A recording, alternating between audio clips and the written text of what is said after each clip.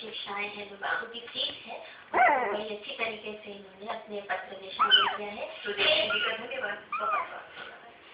ये एक पत्र और है, ये ग्राम राजधानी से बड़वानी प्रदेश से आया है। नीरू कनौजे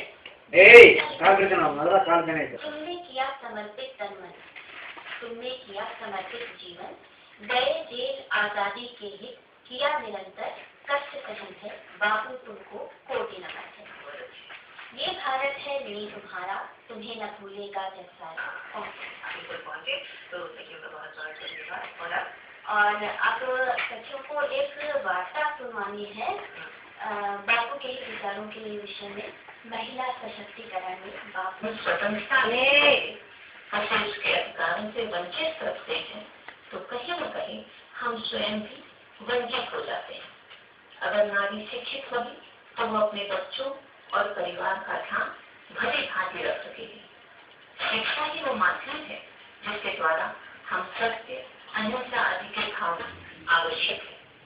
वो अनुगामी भी न बनकर सहगामी बने तो अधिक शिक्षा देने का कार्य किया। गांधी जी की माता पुतलीबाई बड़ी धार्मिक प्रवृत्ति की नारी थी। गांधी जी पर उनके संसद उन्होंने नारियों को संबोधित करते हुए कहा था कि धर्म तभी सुरक्षित रह सकेगा जब देश सुरक्षित रहेगा। नारी देश की स्वतंत्रता में योगदान दे, इसलिए उन्होंने चरखा आंदोलन चलाया जो देश की आजादी का और नारियों के भरण पोषण का माध्यम भी बना। नारी का देश, समाज, राजनीति और आर्थिक क्षेत्र में योगदान देश को सुदृढ़ बनाएगा और स्वतंत्रता संग्राम को एक नया आयाम प्राप्त होगा। देश को स्वतंत्र करवाने में नारी का सहयोग अति आवश्यक है। गांधी जी ने जब विदेशी वस्त्रों का विरोध कर स्वदेशी वस्त्रों के प्रयोग पर बल दिया तो उन्होंने नारियों को संबोधित करते हुए कहा, मैंने कभी नहीं देखा कि कोई माँ अपने बदसूरत बच्चे का त्याग करती है। अगर हम अपने बदसूरत बच्चे को अपना सकते हैं तो स्वदेशी वस्त्रों के प्रति हमारे मन में लगाव क्यों नहीं होना चाहिए। नारी सशक्तिकरण की बातें हम आज कर रहे हैं, उसे गांधी जी ने वर्षों पहले समझा और उस पर कार्य कर नारी को एक उच्च दर्जा प्राप्त करवाने में सहयोग दिया। पुरुषों द्वारा बनाए गए नियमों के बारे में वे कहते हैं कि ये सारे नियम स्वयं बनाने चाहिए। जो नारियां सोचती हैं कि वे कमजोर हैं, प्रकृति ने हमें कमजोर बनाया है, लेकिन आत्मा कभी कमजोर नहीं होती। द्रौपदी तथा सीता ने आत्मशक्ति का परिचय देते हुए विरोधियों को परास्त किया है। इसलिए स्वतंत्रता संग्राम में हिस्सा लेना प्रत्येक नारी का कर्तव्य है। स्वतंत्रता को धर्म का स्वरूप समझकर स्वीकार करो। क्रांति में सफलता तभी मिल सकती है जब हम नारी को समानता से देखें।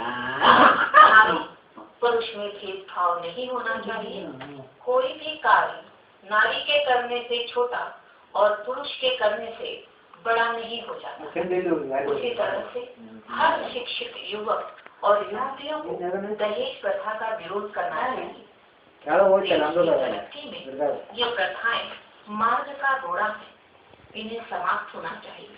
विधवा विवाह के बारे में उनका कहना था कि अगर कोई नारी अपनी इच्छा से पुनर्विवाह करना चाहती है तो समाज को उसका साथ देना चाहिए, न कि पुराने नियमों के घेरे में फंसना चाहिए। हमारे समाज में पुरुष की पवित्रता को लेकर प्रश्न नहीं उठाया, उसी प्रकार नारी की पवित्रता को लेकर भी प्रश्न नहीं उठाने चाहिए। गांधी जी ने नारियों के लिए आश्रमों की स्थापना कर जिससे वे कई कार्य उनके आश्रमों में सीख सके और अगला न रहकर सबला हो जाए। देश को स्वतंत्र बनाना है, तरक्की की राह पर लाना है तो नारी का सम्मान आगे की ओर बढ़ सके। और गांधी जी जानते थे कि देश की इस आधी आबादी को अकेले नहीं छोड़ा जा सकता और इसी वजह से उन्होंने स्त्री और